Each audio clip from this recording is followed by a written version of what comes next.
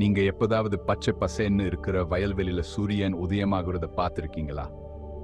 கவின் எப்போ பாருன்னு அப்படித்தான் கண்ணு முழிப்பான்.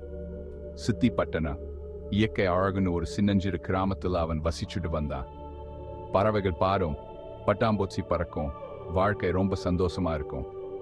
கவின் அவன் பிரகாசமான கண்களையும் சிரிப்புலையும் அந்த கிராமத்தோட மனசு மாதிரி இருப்பான். அவன் ரொம்ப சுட்டியான பையன். எப்பவும் புதுசா ஏதாவது கத்துக்க ஆர்வமா இருப்பான். அவனோட நாளெல்லாம் சாகசத்தையே போயிடும். அவன் நண்பர்களோடு சேர்ந்து பட்டாம்பூச்சியில் எல்லாம் மாமரம் ஏழ தாத்தா சொல்ற கதைகளை கேட்க இதெல்லாம் செய்வான். ஒவ்வொரு நாளும் கவினுக்கு ஒரு புதுசு கண்டுபிடிப்பு தான். அந்த கிராம் அவனுடைய விளையாட்டு மைதானம், அதோட ஒவ்வொரு மூலையும் அவன் ரொம்ப நேசிச்சான்.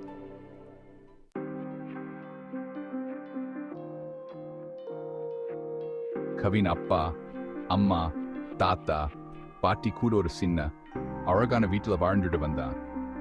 அந்த வீடு எப்போதும் மகிழ்ச்சியோடு நிரம்பி இருக்கும்.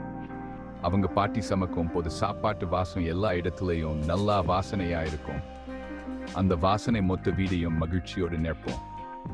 ஓய்வு பெற்ற ஆசிரியரான அவருடைய தாத்தா அவனுக்கு நட்சத்திரங்களை பத்தியும் சந்திரனை பத்தியும் சொல்லித் தருவார்.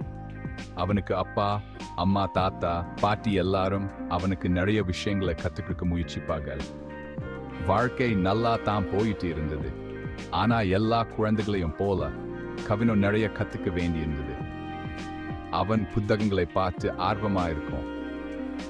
அவன் அடிக்கடி சாய் ரான் படுத்துருவான். அவனுக்கு எல்லாமே சீக்கிரம் கத்துக்கணும் போல இருக்கும். சில சமயங்கள்ல அவன் கொடுத்த வாக்குறுதிகளை மறந்துடுவான். அவன் மனசு எப்போதும் விளையாட்டிலேயே இருக்கும். அம்மாவுக்கு வீட்டு வேலை செய்யும் போது ஒரு பட்டாம்பூச்சி பார்த்தா அதை துடுத்துட்டு போயிடுவான். அவன் எப்போதும் சுறுசுறுப்பா இருக்கும். பாட்டிக்கு தோட்டத்தில் வேலை செய்ய உதவி பண்ணுன்னு சொல்லிட்டு நண்பர்களோ விளையாட ஓடி போயிடுவான். அவன் தோட்டத்தில் விளையாடும் போது நிறைய விஷயங்களை கத்துக்குவான். கவின் ஒரு நல்ல பையன்தான். ஆனா அவன் இன்னும் நல்ல பையனாமா கத்துக்கிட்டே இருந்தான். அவன் பிராரமியா அவன் is the soul sabariyo.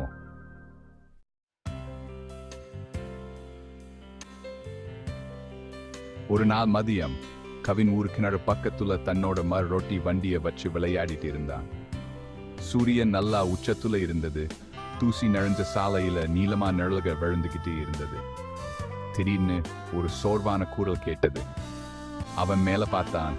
ஒரு பாட்டி ஒரு பெரிய சூடைய தூக்க கஷ்டப்படுறத பார்த்தான். அவங்க முதுக்கு வலிக்கிற மாதிரி குனிஞ்சு நின்னுட்டு இருந்தாங்க. அந்த எடையை தூக்க முயற்சி செஞ்சப்போ அவங்க கைகள் நடுங்குச்சு. கவின் விளையாடுறதை நிப்பாட்டிட்டு பார்த்தான். அவன் கண்ணுல கவலை பார்க்க முடிஞ்சது.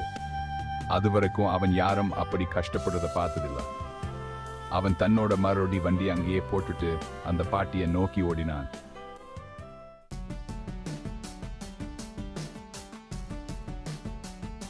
நான் உதவி பண்ணட்டுமா பாட்டி கேட்டான் கவின். அந்த பாட்டி அவன் ஆரியமா பார்த்தாங்க. அவங்க கண்ணுல சோர்வு இருந்தாலும் ஒரு பிரகாசமான அன்பு தெரிஞ்சது.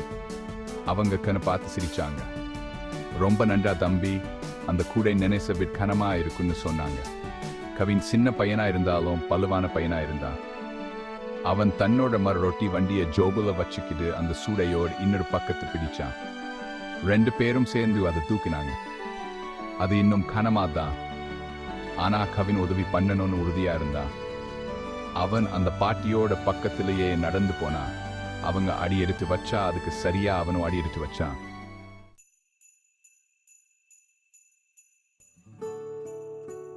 அவங்க ஒன்னும் பேசாம அமைதியா நடந்து போனாங்க. தூசி நிறைஞ்ச சாலையில அவங்க அடி எடுத்து வச்ச சத்தம் மட்டும்தான் கேட்டது.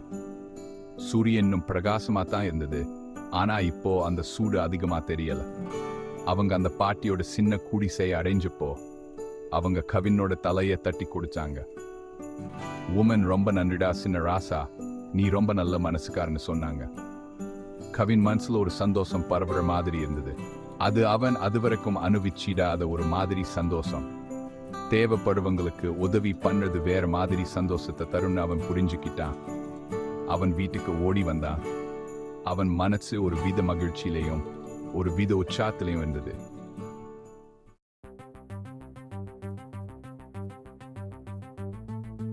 அடுத்த நாள் கவின் டவுலுக்கு போனான். அவன் மனசு இன்னும் நேத்து நடந்த விஷயங்கள் இருந்தது. அவன் பையில புத்தகங்களும் மனசுல நேத்து நடந்த நினைவுகளும் இருந்தது. அவன் நினைவுல அவனை தொடர்ந்து துடுத்தன். அவனுக்கு சைடூலை ரொம்ப பிடிக்கும். அது ஒரு சின்ன பில்டிங் தான், ஆனா பெரிய விளையாட்டு மைதானம் இருக்கும். அங்க அவன் விளையாடுவான், புது புது விஷயங்கள் கத்துக்குவான். அவனுக்கு அங்க நிறைய நண்பர்கள் இருந்தாங்க. அன்னைக்கு இரவேல விட்டப்போ கவினும் அவன் ஃப்ரெண்ட்ஸும் மப்பு ராணி விளையாடிட்டு இருந்தாங்க. அவங்க எல்லாரும் ரொம்ப சந்தோஷமா இருந்தாங்க. கவின் ஒரு நல்ல இடம் பார்த்து ஒளிஞ்சுக்கு தேடுறப்போ அவன் ஒரு மரத்த அடியில ஏதோ ஒன்று கிடக்கிறத பார்த்தான். அது ஒரு வண்ண பர்ஸா இருந்தது. அதுல ஒரு சூப்பர் ஹீரோ படம் இருந்தது. அவன் அதை எடுத்தான். அவன் அதை எடுத்தான். அது கனமா இருந்தது. அவன் அதை ஜாக்கிரதையா திறந்தான். உள்ள சில காசு இருந்தது. ஒரு சூழசைடி கார்டும் இருந்தது. அவன் அதை பார்த்து ரொம்ப ஆச்சரியப்பட்டான். ஒரு சூழசடி கார்டும் இருந்தது. அதுல ஒரு பேரும் ஒரு மும்மும் இருந்தது. கவின் அதை பார்த்து யாரோ இழந்தது என்று நினைச்சான். அவன் அதை திருப்பி கொடுக்கணும்னு முடிவு பண்ணான்.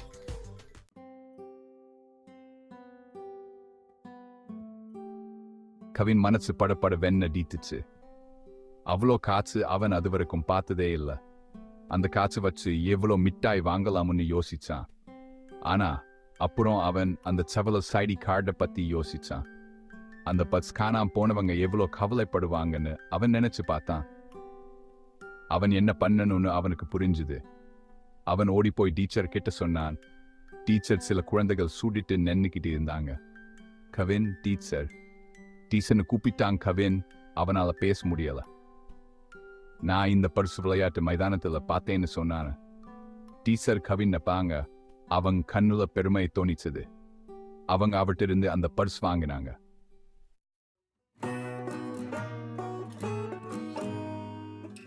டீச்சர் அந்த பர்ஸை தொடர்ந்து பார்த்தாங்க. அதுல இருந்த கபோல் ஷைடி கார்டை பார்த்தாங்க. அது குமார்ங்கிற பையனோடது. அவன் கவினோட கிளாஸ் தான். குமார் ஒரு மூலையில உட்கார்ந்து கவலைப்பட்டு இருந்தான். அவனை டீச்சர் மேஜை கிட்ட சூப்பிட்டாங்க.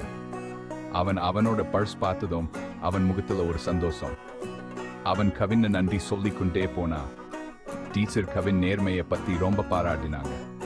நீ ரொம்ப சரியான விஷயம் தான் செஞ்சிருக்குன்னு சொன்னாங்க. குமார் அந்த தகவலுக்கு புதுசு. அவன் கவினோட நல்ல ஃப்ரெண்ட் ஆயிட்டான். நேர்மையா இருக்கிறது மனசுக்கு சந்தோஷத்தை மட்டும் தரல, புது ஃப்ரெண்ட்ஸ் கிடைக்க வைக்கும்னு கவின் புரிஞ்சுக்கிட்டான்.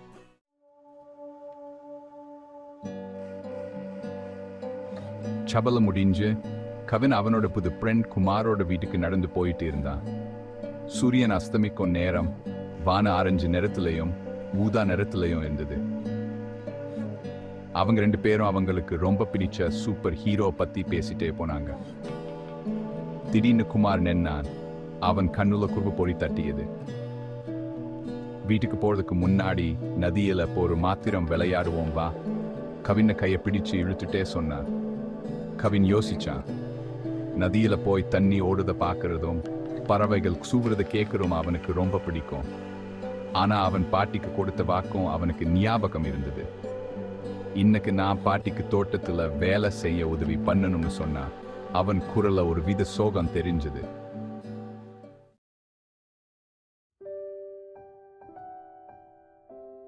குமார் வேற மனசெல்லாம் கவினை கன்வின்ஸ் பண்ண முயற்சி செஞ்சான். விடுடா கவின், கொஞ்ச நேரம் தானே, வா போலாம். தென்னை மரத்துல மப்பு ராணி விளையாடுவோம் வா.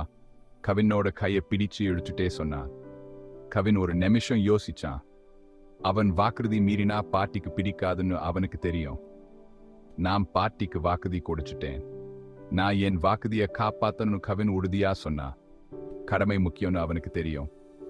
எப்பாக்கே அம்போ சுவாஸ் போட்டு கொடுக்குற பாட்டி அம்மாள் ஏமாகிறது.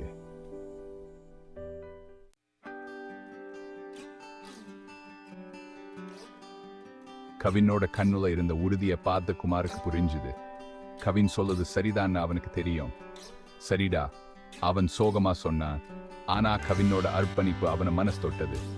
ஆனா நாளைக்கு நதியில போய் விளையாடுவோம் சரியான்னு கேட்டான். அவங்களோட வேடிக்கை தொடர் வேணும்னு அவன் ஆசைப்பட்டான். கவின் சந்தோஷமா சிரிச்சான். சரிடான்னு சொன்னான். ரெண்டு பேரும் கை குலுக்கிட்டாங்க. அவங்களோட நட்பு பரஸ்பர மரியாதையாலும் புரிதலாலும் மேலும் வலுவடைச்சது. அவங்க ரெண்டு பேரும் அவங்க வீட்டுக்கு போற வழியில கவின் மனசுல பெருமை பொங்கி வந்தது. அவன் க்ஷன்கால வேடிக்கையை வீட பொறுப்பை தேர்ந்தெடுத்தான். அதன் மூலம் அவன் தன்னோட ஆப்பனுக்கு ஒரு முன்மாதிரியா இருந்தான்.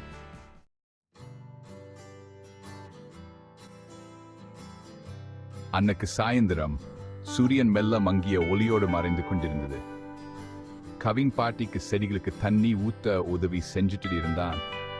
அவன் அன்னைக்கு பவுல நடந்த சம்பவத்தை பத்தி பாட்டிக்கிட்ட சொன்னான். அவன் முகத்தில் ஒரு பெருமிதம் தெரிந்தது. அவன் பர்ஸ் பத்தியும் அவன் எப்படி புதிய பர்ஸை வாங்கினான் என்று கூறினான்.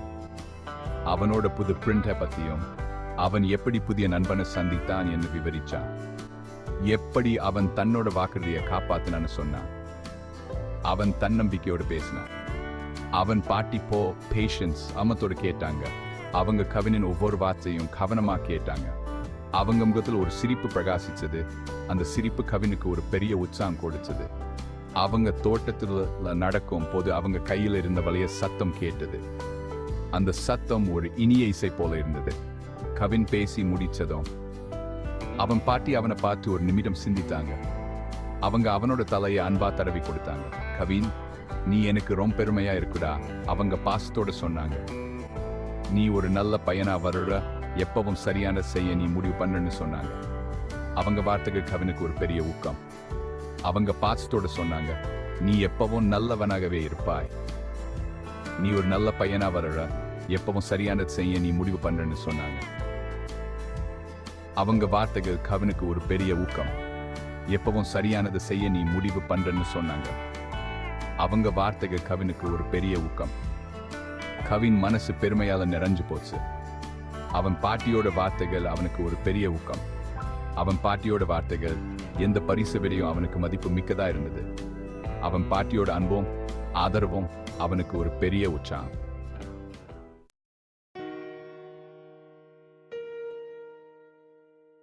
அன்னைக்கு இரவு சாப்பாட்டு மேஜல கவினோட அப்பா அம்மாவும் அவனை ரொம்ப பாராட்டினாங்க.